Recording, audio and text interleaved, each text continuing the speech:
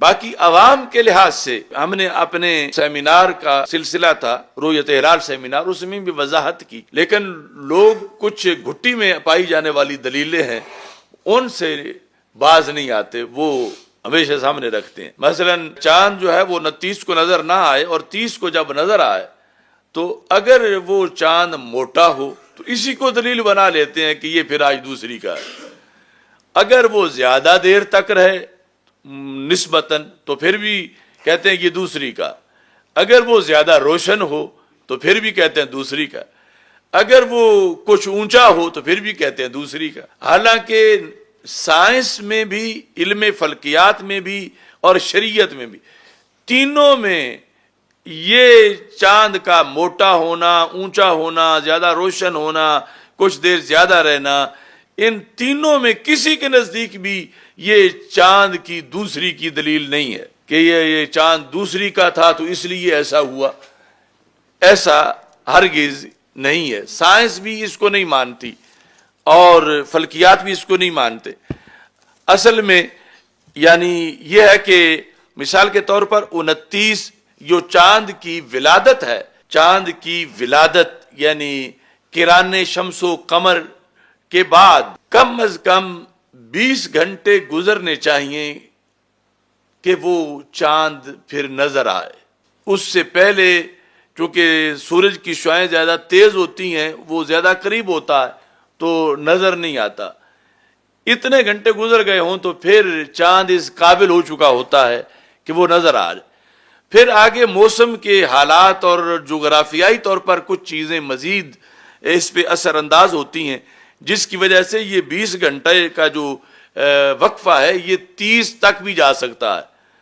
کہ تب چاند نظر آئے۔ اب مثال کے طور پر 29 کی تاریخ تھی چاند نظر آنے کی، اور چاند کی ولادت کے بعد 20 گھنٹے گزر چکے تھے مگر چاند نظر نہیں آیا۔ اب چاند جس وقت نظر نہیں آیا تو اگلی شام تک تو اور 24 گھنٹے چاند کو مل گئے، اب چاند بن گیا 44 گھنٹے کا، 20 گھنٹے پہلے تھے اور 24 گھنٹے اور مل گئے۔ پہلے جس وقت 29 کو پورے ملک میں مثال کے طور پر جب چاند نظر نہیں آیا تھا تو اس کا یہ مطلب نہیں تھا کہ چاند ہے ہی نہیں کہیں، چاند اس وقت بھی تھا لیکن نظر نہیں آیا۔ اس وقت تھا ابھی 20 گھنٹے کا، اگلے دن چاند بن گیا 44 گھنٹے کا، اور اب چاند نظر آ گیا ہے، پہلے کسی کو نظر نہیں آیا۔ اب جس وقت نظر آیا ہے تو یہ جو موٹا ہے، یہ جو زیادہ دیر تک رہے گا، یہ جو زیادہ روشن ہے، یہ جو کچھ اونچا ہے زیادہ، اس میں دخل یہ مزید جو اس کو 24 گھنٹے مل گئے اس کا ہے۔ وہ یعنی چاند شمار پہلی کا ہوگا کہ یکم ہے، یہی چاند اگر مثال کے طور پر اس کو 22 گھنٹے ہوئے ہوتے ولادت کے بعد اور مغرب کا ٹائم آ جاتا اور چاند نظر آ جاتا تو اب یہ چاند ہونا تھا یکم، نظر آ گیا ہے، لیکن اس نے باریک ہونا تھا چونکہ ہے ہی سارا 22 گھنٹوں۔ تو کبھی نظر آتا ہے 22 گھنٹے کا چاند، کبھی نظر آتا ہے 44 گھنٹے کا چاند۔ اب شریعت نے یا سائنس نے اس کے یکم دو ہونے کا اعتبار کرنا نظر آنے پر، اور ادھر چھوٹے بٹے کا معیار جو مدار ہے وہ اس کی عمر پر ہے کہ اس کے گھنٹے کتنے زیادہ گزر گئے۔ تو اس بنیاد پر کبھی ایسا ہوتا ہے کہ چاند وہ 30 پہ نظر آتا ہے، ہوتا یکم کا ہی ہے، لیکن چونکہ اس کی عمر زیادہ ہو چکی ہے اس بنیاد پر وہ موٹا ہے، اس بنیاد پر وہ زیادہ روشن ہے، اس بنیاد پر زیادہ اونچا ہے یا زیادہ دیر موجود رہا ہے۔ تو یہ جو چاند کی جسامت ہے اس کا دخل پہلی دوسری کے ساتھ کوئی نہیں، اس کا دخل اس کی عمر کے لحاظ سے ہے کہ ولادت سے گھنٹے کتنے گزر گئے۔ پہلی دوسری کا جو تعلق ہے وہ دیکھنے کے لحاظ سے، جس دن وہ نظر آیا ہے وہ اس دن کا چاند شمار ہوگا۔ اگر نظر وہ پہلی کو آ جاتا ہے تو پہلی کا ہے، خواہ موٹا ہے خواہ چھوٹا ہے، دوسری کو آ جائے تو یعنی جس دن وہ لوگ دوسری سمجھے ہوئے ہیں، وہ پہلی کہی ہے، مطلب یہ لفظ بولو کہ 29 کو آ جائے یا 30 کو نہ آ جائے، تو جس دن وہ نظر آئے اس دن کا وہ چاند ہے، وہ اس کی پہلی تاریخ ہے۔ ہاں یہ ہو سکتا ہے کہ کبھی عمر اس کی جو ہے وہ 20 گھنٹے ہوگی، کبھی 35 گھنٹے ہوگی، کبھی 40 گھنٹے ہوگی، کبھی اس سے بھی زیادہ ہوگی، تو اس عمر کی بنیاد پر یہ ڈیپینڈ کرتا ہے اس کا عمر پر کہ وہ موٹا ہے یا اس کی صورتحال کیا ہے۔ باقی اس میں یہ احادیث بھی پیش نظر رکھنی چاہیے کہ موجم اوسط میں یہ حدیث شریف ہے کہ رسول اکرم صلی اللہ علیہ وسلم نے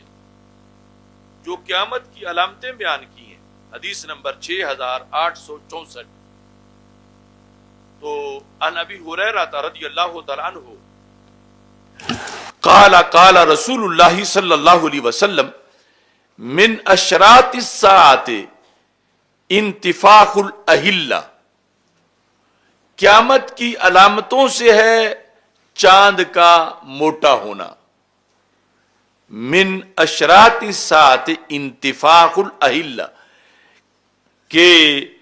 جسامت میں چاند بڑے نظر آنا شروع ہو جائیں، ہلال بعد والا چاند جس دن طلوع ہو اس دن چاند کے سائز کا بڑا ہو جانا، یہ قیامت کی علامات میں سے ہے، یعنی قرب قیامت کی دلیل ہے، جو اصغر علامات ہے، یعنی کہ کل آنے والی ہے قیامت، مطلب ہے جس طرح اور کئی قیامت کی صغرا علامات ہیں ان میں سے ایک یہ بھی ہے۔ رسول پاک صلی اللہ علیہ وسلم ارشاد فرماتے ہیں یہاں تک کہ حتی یرل ہلال للیلتہ، حالانکہ پہلی کا چاند طلوع ہوگا، فیقال ہوا للیلتین، لوگ کہیں گے یہ دوسری کا چاند ہے۔ تو یہ تو خبریں سرکار پہلے دے چکے ہیں، فیقال للیلتین، کہا یہ جائے گا، اب کہنے والوں نے بھی یہ کہنا ہی ہے، فیقال للیلتین، کہ یہ تو دوسری کا چاند ہے، لیکن سرکار فرماتے ہیں وہ چاند پہلی کا ہی ہوگا، مگر قرب قیامت کی بنیاد پر جو ہے انتفاخ، اس کا سائز جو ہے وہ